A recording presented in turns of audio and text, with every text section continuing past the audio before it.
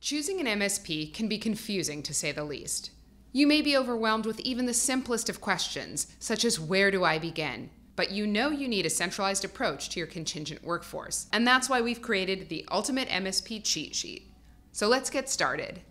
If a vendor walked into your office today and asked you, how much are you currently spending to manage your contingent workforce? Would you be able to answer? We didn't think so, but don't stress. Leaders from the Atrium Contingent Workforce Solutions team have partnered up with experts from PeopleFluent's vendor management team to create the Ultimate Cheat Sheet, one that's designed to get you answers. The 3 keys to consider when uncovering your business challenges are people, process, and technology. These play a crucial role when designing a simplified contingent workforce blueprint that makes sense for you and your organization. Step 1, people. Start by making a list of key internal stakeholders who are presently part of your temporary resource process and will be necessary to influence an optimized MSP program model. Aim to include senior sponsors and day-to-day participants. These include people in HR and talent acquisitions, procurement, finance, IT, as well as legal and compliance. Step 2, organize your data. Gather the following information on your existing temporary resources population: job titles and pay rates, method of payment, meaning are they W-2, 1099, or are they paid by a staffing supplier? Confirm total annual spend inclusive of staffing agency fees.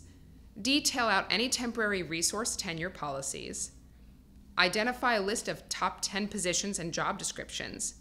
And then finally, organize a list of current preferred staffing suppliers and confirm how these staffing suppliers operate.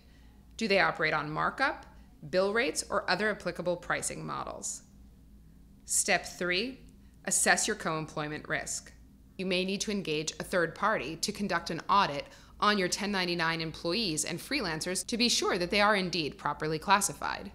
Step 4, analyze hard and soft costs related to managing your temporary resources. For example, if the costs are HR related, these would be things like pre-employment screening, provisioning, ACA and PST compliance, performance metrics, and conversion opportunities.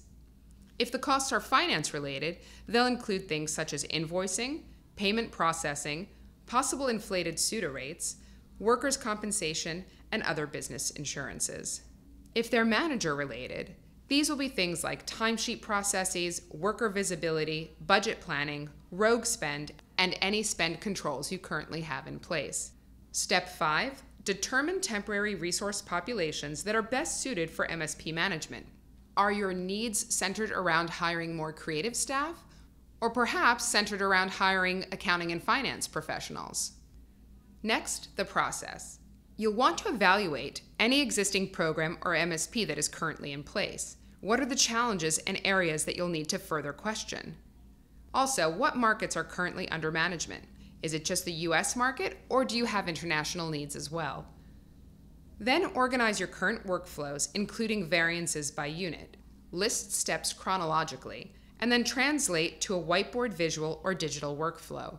Then invite key stakeholders to participate in working sessions. In these sessions, you'll identify challenges and other time-consuming processes, as well as circle workflow areas for potential optimization.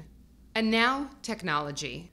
You'll want to determine which internal or external systems are currently utilized throughout the process of sourcing, matching, engaging, onboarding, and paying temporary resources. You'll be evaluating things like your ATS, your VMS, HRIS systems, CRM or talent communities, accounting and finance platforms you're using, as well as any contract systems you have in place.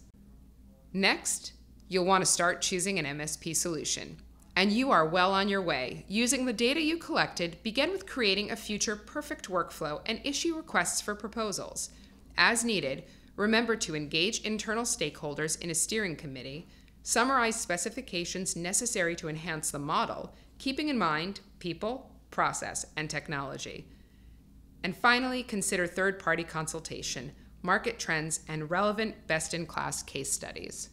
To learn more about Atrium's MSP solutions, check out our website at atriumstaff.com. To learn more about PeopleFluent, check out their website, peoplefluent.com.